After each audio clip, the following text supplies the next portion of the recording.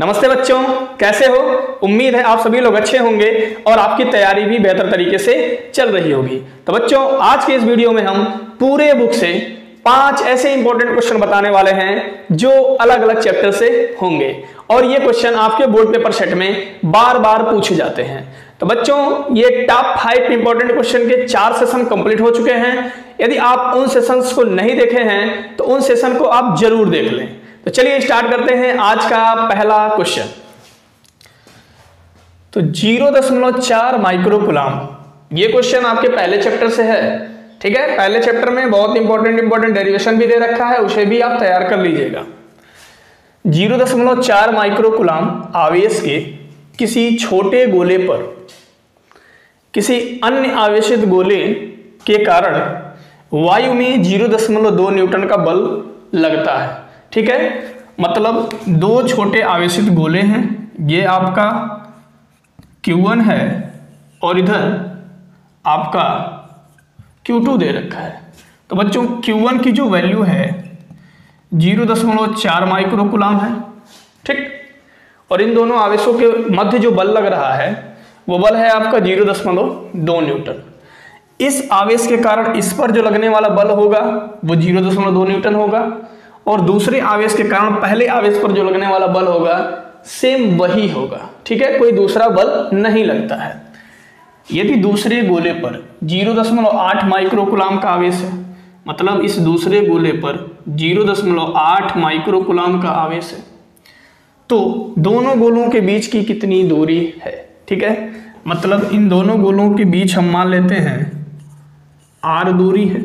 r की value हमको निकालनी है और दूसरे में पूछ रहा है कि दूसरे गोले पर पहले गोले के कारण कितना बल लगेगा। हम आपको शुरू में ही बताए कि पहले गोले के कारण जितना बल दूसरे गोले पर लगेगा सेम उतना ही बल दूसरे गोले के कारण पहले गोले पर लगेगा।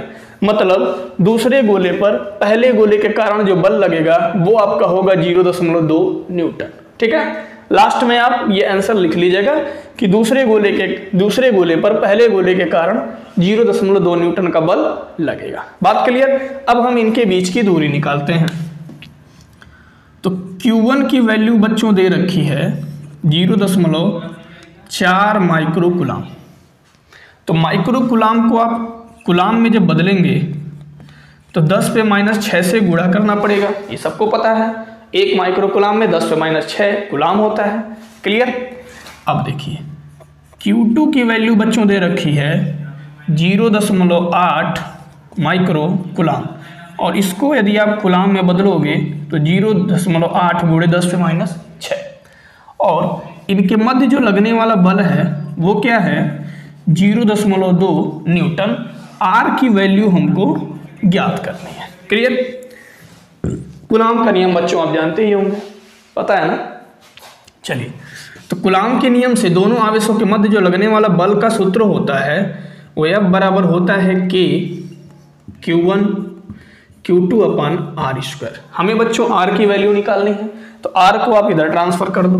तो R को क्या करो, आप F की जगह लेके चले जाओ और F को R की जगह लेके चले जाओ।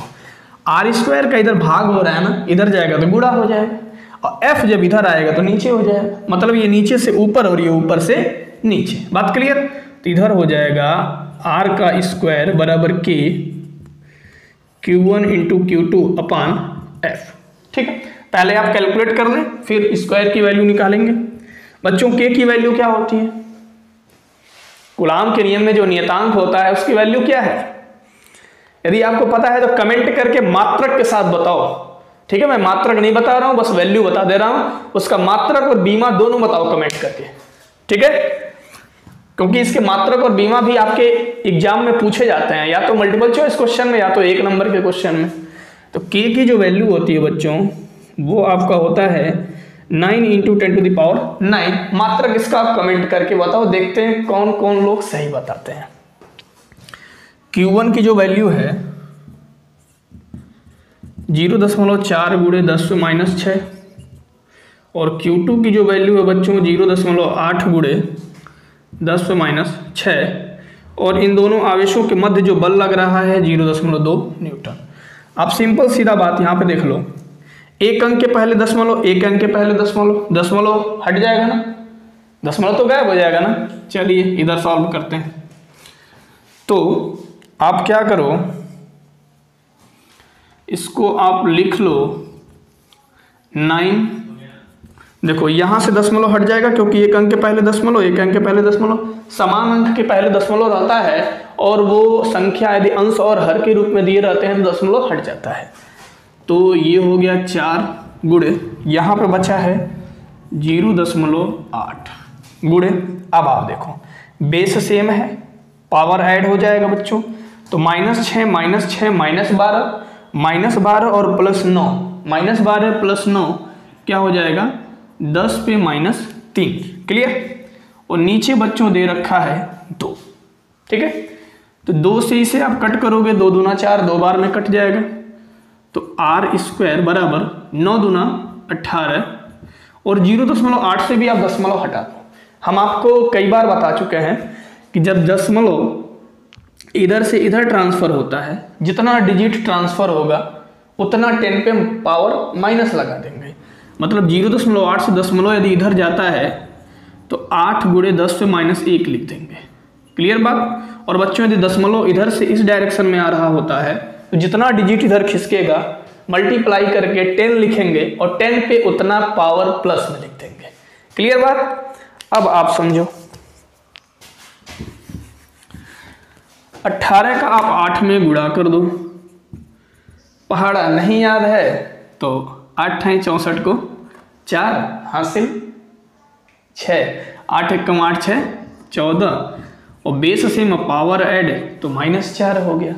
ठीक है। अब स्क्वायर को आप इधर ट्रांसफर करो तो स्क्वायर इधर जाएगा तो ये होगा 144 गुणे 10 पे -4। तो 144 का बच्चों वर्गमूल होता है 12 और 10 पे -4 का वर्गमूल हो जाएगा 10 पे -2 और ये आपका आ गया मीटर में। ठीक है। यदि आप इसे सेंटीमीटर में चेंज करना चाहते हैं तो 100 से गुणा करना पड़ेगा और 100 से यदि आप इसमें गुणा करते हैं तो 100 से गुणा करते हैं तो 10 पे 2 लिखना पड़ेगा सेंटीमीटर। तो 10 पे 2, 10 पे -2 कैंसिल हो जाएगा।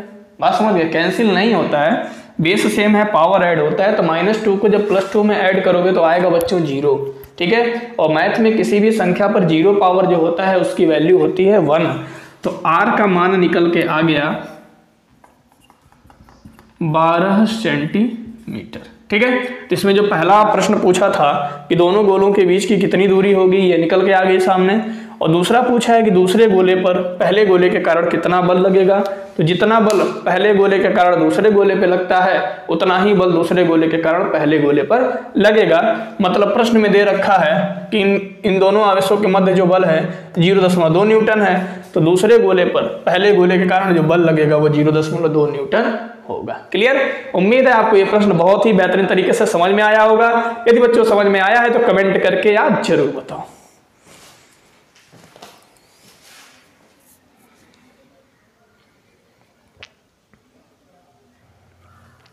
तो बच्चों अब हम आपको बताते हैं क्वेश्चन नंबर 2 और ये क्वेश्चन किस चैप्टर से है देख के बताओ। देख के बताओ कमेंट करके कि ये क्वेश्चन किस चैप्टर के हैं। ठीक है। मैं क्वेश्चन पढ़ता हूं। कह रहा है एक वस्तु को पर्दे से 75 सेंटीमीटर की दूरी पर रखा जाता है।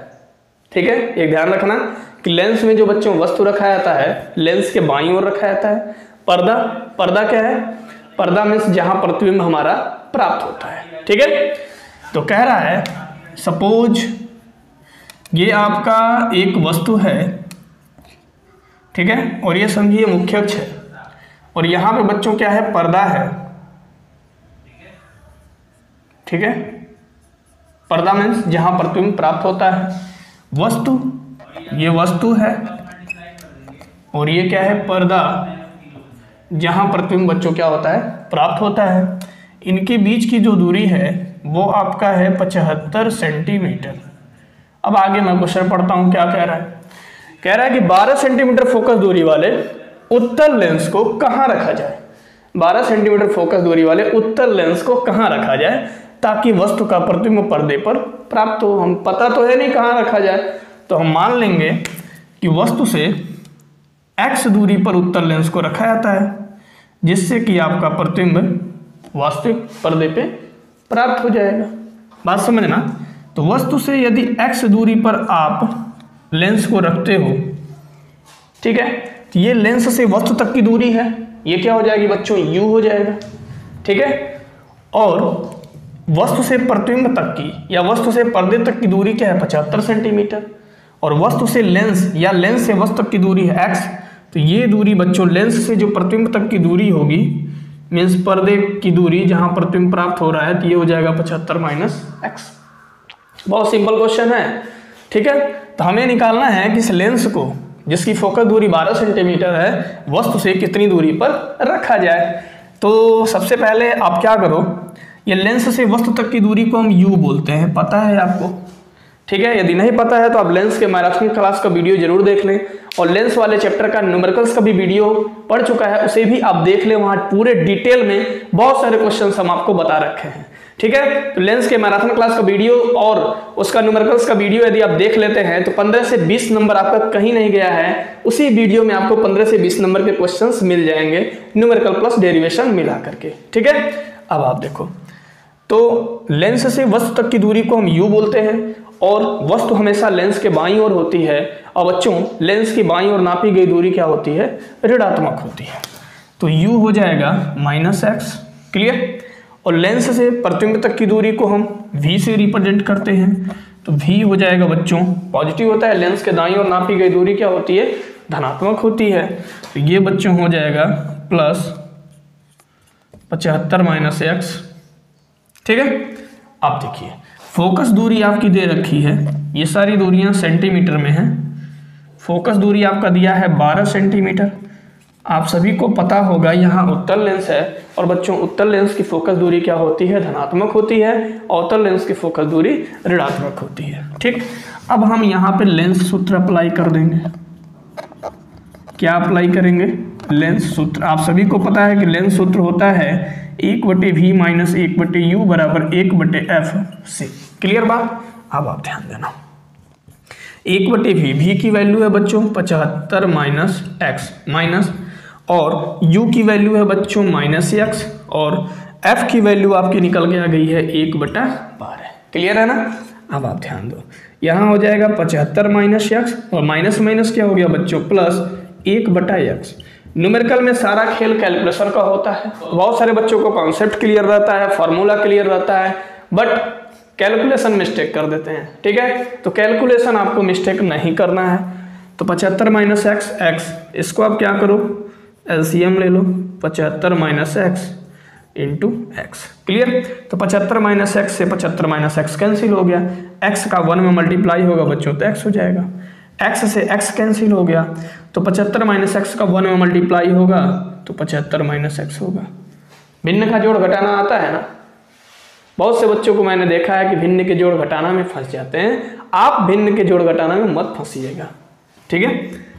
ये हो गया 1/12, तो x से x बच्चों क्या हो गया, कैंसिल हो गया। अब आप क्रॉस मल्टीप्लाई कर दो, तो क्रॉस मल्टीप्लाई यदि आप करते हैं तो आपका हो जाएगा, इसको आप इधर से मल्टीप्लाई कर दो तो ये हो जाएगा 75 माइनस x इंटू x, और इधर हो जाएगा 12 गुणे 75, ठीक है। तो x का बच्चों 75 में होगा तो ये हो जाएगा 75x, x का x में तो माइनस एक्स स्क्वायर, और बच्चों 12 का 75 में यदि मल्टीप्लाई होगा तो ये हो जाएगा 900, ठीक है। आप इसे थोड़ा सीधा कर लो, इसको आप आगे लिखोगे तो ये होगा minus x square plus 75x, और 900 को आप इधर लाओगे तो माइनस 900 बराबर 0, क्लियर बात। अब देखो एक्स स्क्वायर के पहले माइनस आ गया है, थोड़ा डिस्टर्ब कर रहा है, तो माइनस को हटा दो। माइनस हटाने का सिंपल तरीका है कि माइनस से दोनों पक्षों में क्या करो, गुणा कर दो। तो माइनस से बच्चों दोनों पक्षों में जब गुणा करोगे, जो माइनस में है वो प्लस में हो जाएगा, और जो प्लस में है वो माइनस में हो जाएगा, क्लियर है ना। अब आप देखो, अब आप पहुंच गए कहाँ, हाई स्कूल में। हाई स्कूल में आप द्विघात समीकरण सॉल्व किए होंगे, 9th में भी द्विघात समीकरण आपने सॉल्व किया होगा मैथ में, ठीक है। अब आप देखो एक्स स्क्वायर का गुणांक क्या है बच्चों, 1 है। रूल क्या है सॉल्व करने का, कि जो एक्स स्क्वायर का गुणांक है और यहाँ पे जो वैल्यू होती है इसका क्या करते हैं, मल्टीप्लाई करते हैं। तो 900 का यदि 1 में मल्टीप्लाई करोगे तो 900 आएगा। अब ऐसी कोई दो संख्या लें, अब यहाँ देखेंगे प्लस है कि माइनस, यदि यहाँ पे प्लस है तो लिखते हैं कि ऐसी कोई दो संख्या लें कि गुणा करने पर 900 आ जाए और जोड़ने पर 75 आ जाए। ठीक, यदि बच्चों यहाँ पे माइनस आता है तो ऐसी कोई दो संख्या लेते हैं कि गुणा करने पर 900 आ जाए और घटाने पर 75 आ जाए। बट यहाँ पे क्या है बच्चों, प्लस में है, इसलिए हम क्या करेंगे, ऐसी कोई दो संख्या लेंगे कि गुणा करने पर 900 आ जाए और जोड़ने पर क्या आ जाए, 75 आ जाए। ठीक है, तो यहाँ पे हो जाएगा बच्चों, ये होगा x² minus x 60 plus 15। 60 plus 15 का गुणा करके आप देखना आएगा 900 और जोड़ेंगे तो आएगा 75। अब देखो 900 बराबर क्या हो गया, 0। तो ये हो गया x², 60 का x में मल्टीप्लाई करो तो ये हो गया 60x, 15 का x में करो तो -15x प्लस 900 बराबर 0। क्लियर है ना, समझ में आ रही है बात। ठीक, यहाँ पे आप क्या करो, x कॉमन ले लो, x कॉमन लोगे तो ये हो जाएगा x माइनस 60। क्लियर बात, जो यहाँ रहता है इसे आप यहाँ जबरदस्ती लिख दो, इसके साथ सेटिंग करो। क्या नहीं है इसके पास, 15 नहीं है तो 15 यहाँ लिख दो, और यहाँ माइनस है माइनस लिख दो। मल्टीप्लाई करके चेक कर लो सही हो रहा है कि नहीं हो रहा है। -15 का x में मल्टीप्लाई करोगे तो -15x आएगा, माइनस का माइनस में करोगे तो प्लस हो जाएगा, और 15 का बच्चों 60 में करोगे तो 900 हो जाएगा। सेट है ना मामला। अब आप देखो x माइनस 60 और x माइनस 60 इसको आप कॉमन ले लो, कॉमन ले लिए, और यहाँ हो गया बच्चों x माइनस 15 बराबर 0। तो अब इस दोनों इक्वेशन को आप सॉल्व करोगे तो x बराबर बच्चों आ जाएगा 60 और क्या आ जाएगा 15। क्लियर, तो जब x बराबर 60 होगा, ध्यान देना आप कि जब x बराबर हम 60 लेंगे, मतलब लेंस को वस्तु से 60 सेंटीमीटर दूरी पर रखेंगे, तो बच्चों u जो होगा लेंस से वस्तु तक की दूरी हो जाएगी 60 सेंटीमीटर। ठीक है, और v जो हो जाएगा वो हो जाएगा 75 माइनस x, मतलब 75 माइनस 60 बराबर 15 सेंटीमीटर। क्लियर, इसमें दो स्थितियां बन रही हैं, दोनों स्थितियों में आपका पर्दे पर वास्तविक प्रतिबिंब बनेगा। और जब आप लेंस को 15 सेंटीमीटर दूरी पर रखते हैं, ठीक है, तो u बराबर तो बच्चों हो जाएगा 15 सेंटीमीटर। लेंस को वस्तु से कहाँ रखे, 15 सेंटीमीटर की दूरी पर रखे, तो v का जो मान हो जाएगा, मतलब प्रतिबिंब जो बनेगा वो आपका 60 सेंटीमीटर दूरी पर बन जाएगा। ठीक है, 15 60 में से 75 में से 15 गया बच्चों, क्या हो जाएगा 60 सेंटीमीटर।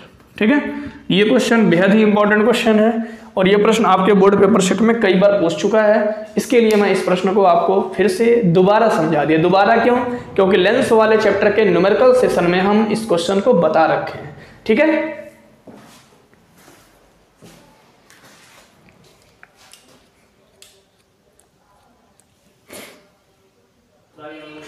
तो बच्चों ये जो प्रश्न है आपका, ये है क्वेश्चन नंबर 3 और ये गॉस प्रमेय वाले कॉन्सेप्ट से है। उम्मीद है आपको गॉस का प्रमेय पता होगा। क्या है गॉस का प्रमेय, बताएगा कोई हैं? गॉस का प्रमेय ये है कि किसी बंद पृष्ठ से गुजरने वाला वैद्युत फ्लक्स, किसी बंद पृष्ठ से गुजरने वाला वैद्युत फ्लक्स परिपथ से बद्ध, ठीक है, कुल आवेश Q का 1/ε0 गुना होता है। मतलब गॉसियन पृष्ठ बंद पृष्ठ होता है, ठीक है, तो बंद पृष्ठ से गुजरने वाला जो वैद्युत फ्लक्स है, ठीक है, बंद पृष्ठ से गुजरने वाला वैद्युत फ्लक्स परिपथ से बद्ध, ठीक है, या पृष्ठ से बद्ध कुल आवेश Q का 1/ε0 गुना होता है। ठीक है, अब हम क्वेश्चन पढ़ते हैं। तो बच्चों क्वेश्चन क्या कह रहा है कि किसी बिंदु आवेश के कारण उस बिंदु को केंद्र मानकर खींचे गए 10 सेंटीमीटर त्रिज्या के गोलीय गॉसियन पृष्ठ पर, ठीक है, मतलब 10 सेंटीमीटर त्रिज्या का गोलीय गॉसियन पृष्ठ खींचा गया है। बच्चों गॉसियन पृष्ठ जो होता है एक बंद पृष्ठ होता है, इसे आप ध्यान रखिएगा। ठीक है, तो कह रहा है कि किसी बिंदु आवेश के कारण उस बिंदु को केंद्र मानकर खींचे गए 10 सेंटीमीटर त्रिज्या के गोलीय गॉसियन पृष्ठ पर वैद्युत flux -1.0 means 1.0 into 10⁻³ newton metre square पर कूलम। पहला प्रश्न क्या पूछ रहा है कि यदि गॉसियन पृष्ठ की त्रिज्या को दोगुनी कर दी जाए तो पृष्ठ से कितना फ्लक्स गुजरेगा। ठीक है, तो सबसे पहली बात बच्चों ये है कि जो वैद्युत फ्लक्स होता है ना, बंद पृष्ठ से गुजरने वाला वैद्युत फ्लक्स, पृष्ठ से परिबद्ध कुल आवेश का 1/ε0 गुना होता है। मतलब आप उस गॉसियन पृष्ठ की त्रिज्या को चाहे जितना बढ़ा दीजिए, चाहे जितना कम कर दीजिए, ठीक है, वैद्युत फ्लक्स पे कोई प्रभाव पड़ने वाला नहीं है, क्योंकि वैद्युत फ्लक्स त्रिज्या पे निर्भर नहीं करता है। पृष्ठ से गुजरने वाला जो वैद्युत फ्लक्स है वो त्रिज्या पे निर्भर नहीं करता है। बात समझ गए? इसलिए आपका जो ये पहला आंसर हो जाएगा, आप लिख देना कि यदि गॉसियन पृष्ठ की त्रिज्या दोगुनी कर दी जाए, मीन्स ऐसे लिखना कि गॉसियन पृष्ठ से गुजरने वाला जो वैद्युत फ्लक्स है वो त्रिज्या पे निर्भर नहीं करता है, अतः जो वैद्युत फ्लक्स होगा वो यही होगा, -1 × 10⁻³ न्यूटन मीटर स्क्वायर बटे कूलम। क्लियर? आप इसका आंसर लिख लेंगे। आप ये लिखेंगे कि वैद्युत फ्लक्स त्रिज्या पे निर्भर नहीं करता है, पृष्ठ से गुजरने वाला वैद्युत फ्लक्स त्रिज्या पे निर्भर नहीं करता है, अतः वैद्युत फ्लक्स नहीं बदलेगा, मीन्स वैद्युत फ्लक्स वही रहेगा। कितना? -1.0 × 10⁻³ न्यूटन मीटर स्क्वायर बटे कूलम। क्लियर? पहला आंसर हो गया। दूसरा प्रश्न कह रहा है कि बिंदु आवेश का मान क्या होगा। बिंदु आवेश आप निकाल सकते हो, ठीक है। तो वैद्युत फ्लक्स बच्चों दे रखा है φE बराबर -1.0 × 10⁻³ न्यूटन मीटर स्क्वायर बटे कूलम। आपको क्यों निकालना है? तो एप्सिलॉन क्या है? निर्वात की विद्युतशीलता है, और निर्वात की विद्युतशीलता का जो मान होता है यह एक नियतांक है, मतलब ये होगा 8.85 × 10⁻12। तो बच्चों जो निर्वात की विद्युतशीलता ε0 है उसकी वैल्यू होती है 8.85 × 10⁻12। मात्रक क्या होता है पता है आपको? मात्रक नहीं पता है?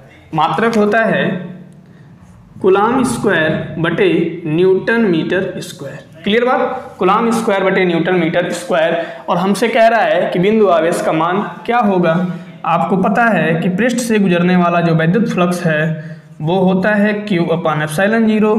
तो Q की जो वैल्यू निकलेगी बच्चों, Q बराबर हो जाएगा वैद्युत फ्लक्स गुणे ε0, और वैद्युत फ्लक्स का मान है 1.0 × 10⁻³ और ε0 निर्वात की विद्युतशीलता है, इसका जो मान है बच्चों 8.85 × 10⁻12।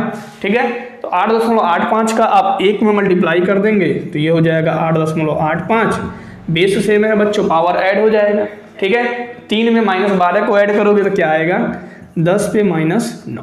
क्लियर? आप आवेश का मान निकाल रहे हो तो आवेश का मात्रक बच्चों क्या होता है? कूलम होता है। आवेश का एक और मात्रक होता है, कूलम के अलावा आवेश का एक और मात्रक होता है। कूलम का जो अन्य मात्रक है कूलम के अलावा, उसको आप कमेंट करके बताओ।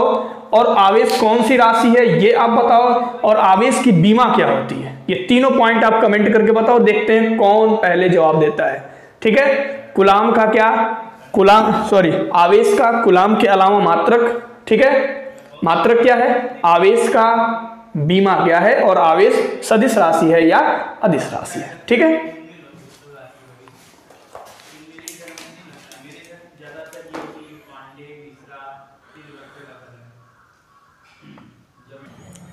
तो बच्चों अब हम आपको बताते हैं क्वेश्चन नंबर 4। क्वेश्चन देख करके फटाफट कमेंट करके आप बता दो ये क्वेश्चन किस चैप्टर से है, किस टॉपिक से है। देखो, देख लो, आप पढ़े होगे तो आप 2 सेकंड में समझ गए होगे, नहीं पढ़े होगे तो यार 2 घंटे में भी समझ में नहीं आएगा। चलो मैं बताता हूं क्या है ये। कह रहा है समान आवृत्ति की 2 तरंगों के आयाम, ठीक है, 5 संबंधित 3 के अनुपात में है। बच्चों आयाम को आप A से रिप्रेजेंट करते हो। ठीक है, तो आयाम का जो अनुपात दिया है, मीन्स 2 तरंग है ना, पहले तरंग की आयाम आप मान लो A1 है और दूसरे तरंग का आयाम मान लो आप A2 है। ठीक है, तो बच्चों सबसे पहले मैं मान लेता हूं कि माना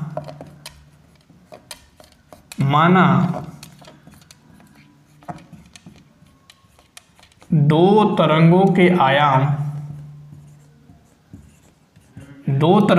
आयाम A1 व A2 हैं।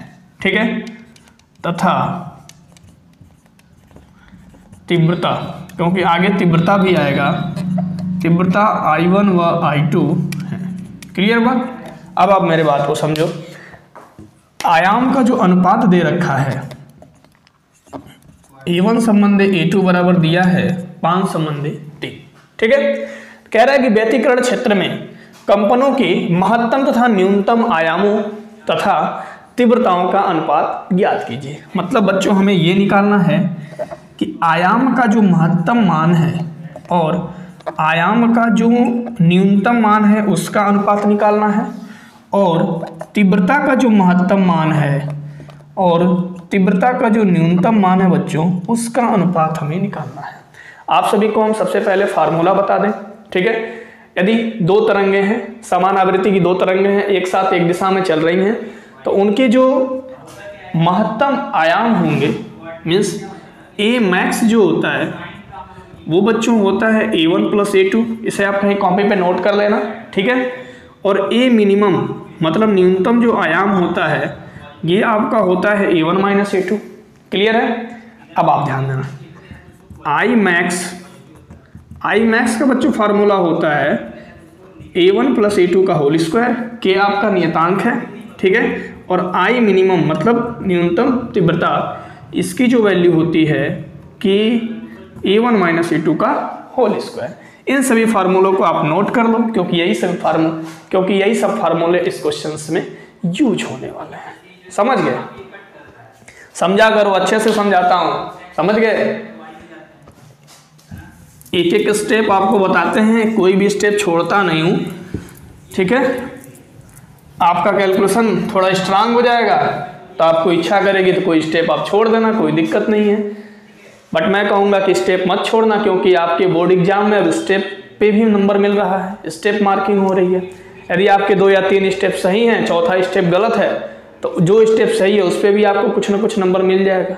ठीक है, तो आप स्टेप को स्किप ना करें तो ज़्यादा बेहतर रहेगा। क्लियर है? चलिए अब आप ध्यान दो, ए मैक्स और ए मिनिमम हमको निकालना है। बात समझ में आ गई? सबसे पहले आप थोड़ा सा ये कैलकुलेशन कर लो कि A1 संबंधी A2 दिया हुआ है 5 संबंधी 3। तो मान लो आप माना A1 बराबर, जब कोई भी चीज़ अनुपात में दिया रहता है तो उसको आप कैसे मानते हैं? बचपन में आप पढ़े होंगे कि एक त्रिभुज के तीनों कोणों का अनुपात 1 संबंधी 2 संबंधी 3 है, तो सभी कोण ज्ञात कीजिए। तो आप क्या करते थे? मान लेते थे कि उसके 3 कोण ABC हैं। A को मानते थे x, B को मानते थे 2x, C को मानते थे 3x। ये सिंपल तरीका होता है, और भी तरीके हैं बट ये सिंपल तरीका समझो। तो A1 बराबर बच्चों हो जाएगा 5x और A2 बराबर हो जाएगा 3x। तो अब आप क्या करो, आयाम का अधिकतम मान और न्यूनतम मान का अनुपात निकाल दो। ठीक है, तो आयाम का जो अधिकतम मान है बच्चों ये हो जाएगा A1 प्लस A2 और न्यूनतम मान है A1 माइनस A2। क्लियर है? तो A1 की वैल्यू है बच्चों 5x और A2 की वैल्यू क्या है? 3x। ठीक है, A1 है आपका 5x माइनस A2 है आपका 3x। 5 और 3 बच्चों क्या हो जाएगा? 8x हो जाएगा। और 5 में से 3 गया 2x, x से x क्या हो गया? कैंसिल।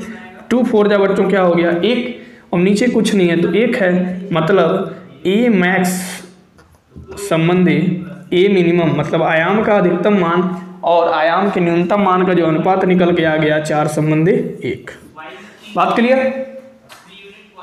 सीख लो अच्छे से। अब आप देखो दूसरा निकालो, तीव्रता का अधिकतम मान और तीव्रता का न्यूनतम मान का अनुपात। क्या होगा फार्मूला? A1 प्लस A2 का होल स्क्वायर, और बच्चों इसका हो जाएगा A1 माइनस A2 का होल स्क्वायर। तो K से K बच्चों क्या हो गया? कैंसिल हो गया। अब आप देखो A1 की वैल्यू क्या है बच्चों? 5x है, A2 आपका 3x है। ये हो गया 5x माइनस 3x का होल स्क्वायर। 5 और 3 बच्चों हो गया 8x, और 5 में से 3 गया क्या हो जाएगा बच्चों? 2x। तो x से x आपका कैंसिल हो गया, ऊपर हो गया 2, तो 2 1 जा 2, 2 4 जा 8। मतलब ये हो गया 4/1 का होल स्क्वायर बराबर 4 चौका 16/1 का स्क्वायर करोगे तो 1 आएगा। मतलब अधिकतम तीव्रता और न्यूनतम तीव्रता का बच्चों अनुपात क्या निकल के आ गया? 16 संबंधी 1। क्लियर है ना? यदि बच्चों आपको अच्छे से समझ में आया है तो एक प्यारा सा कमेंट करके हमें जरूर बताइए, और यदि आप चैनल पर नए हैं तो चैनल को सब्सक्राइब कर लीजिए।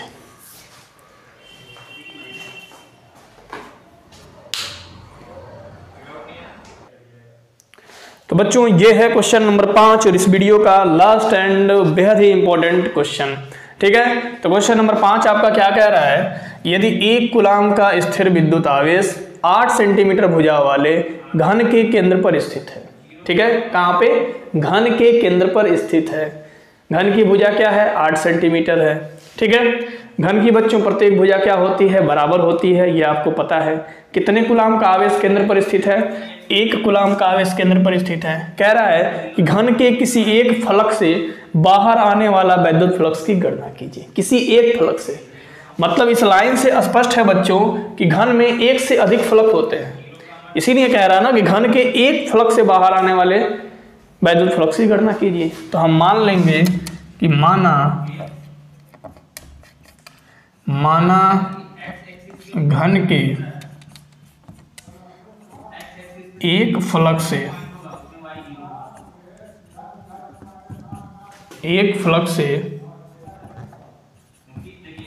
बाहर आने वाला वैद्युत फ्लक्स को आप फाई ई से रिप्रेजेंट करते हैं। हम मान लेंगे क्योंकि प्रश्न ही बता रहा है कि घन में एक से अधिक फलक होते हैं। बच्चों यदि आपको पता है कि घन में कितने फलक होते हैं तो आप फटाफट कमेंट करके जरूर बताइए। बताएंगे, बता दीजिए, मैं भी आपको बता दे रहा हूं। ठीक है बच्चों, तो घन में कितने फलक होते हैं, घन में कुल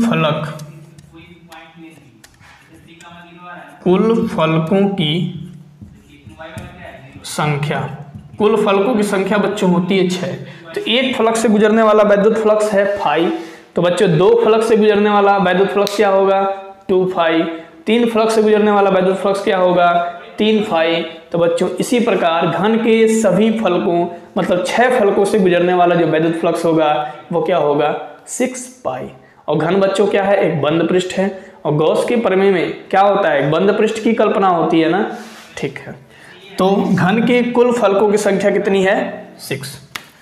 तो घन के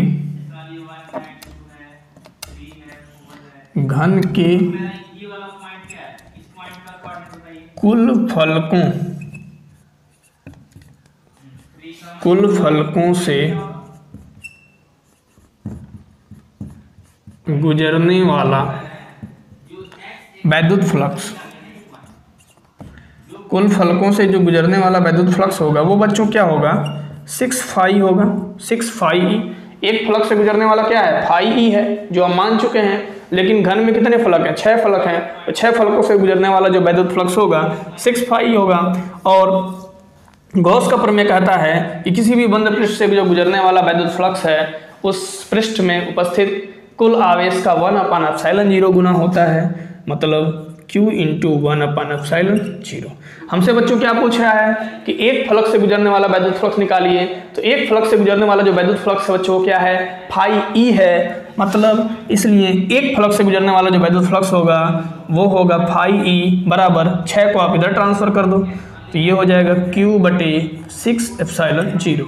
और एक चीज़ बच्चों आप ध्यान दो कि इसके केंद्र पर, जैसे जो घन है 8 सेंटीमीटर भुजा का है, इसके केंद्र पर 1 कूलाम का आवेश है। तो Q की जगह यदि आप 1 लिखते हो बच्चों ये हो जाएगा 1/6/ε0 निर्वात की विद्युतशीलता। और बस आप इसका मात्रक लिख लो, वैद्युत फ्लक्स का क्या मात्रक होता है, Nm²/कूलाम। तो आपका एक फलक से गुजरने वाला जो वैद्युत फ्लक्स होगा बच्चों क्या होगा, 1/6/ε0। तो उम्मीद है बच्चों आज के ये पांचों के पांचों प्रश्न आपको बहुत ही बेहतरीन तरीके से समझ में आए होंगे। आया ना समझ में? यदि बच्चों आपको बेहतरीन तरीके से समझ में आया है तो एक प्यारा सा कमेंट करके हमें जरूर बताइए, और यदि आप चैनल पर नए हैं तो इस चैनल को सब्सक्राइब कर लीजिए। ऐसे ही टॉप 5 न्यूमेरिकल क्वेश्चंस आपको अगले 30 दिनों तक मिलते रहेंगे, और यदि अगले 30 दिनों तक ये टॉप 5 इंपॉर्टेंट न्यूमेरिकल सॉल्व कर लेते हैं तो बोर्ड एग्जाम के लिए आपको अलग से किसी भी प्रकार का न्यूमेरिकल्स नहीं लगाना पड़ेगा। उम्मीद है बच्चों इन्हीं सब क्वेश्चंस में से कोई ना कोई क्वेश्चन आपके बोर्ड एग्जाम में पूछ देगा या इन्हीं टाइप का कोई क्वेश्चन आपके बोर्ड एग्जाम में पूछ देगा। तो चलिए बच्चों मिलते हैं किसी और नेक्स्ट वीडियो में टॉप 5 इंपॉर्टेंट न्यूमेरिकल क्वेश्चन के साथ, ठीक है।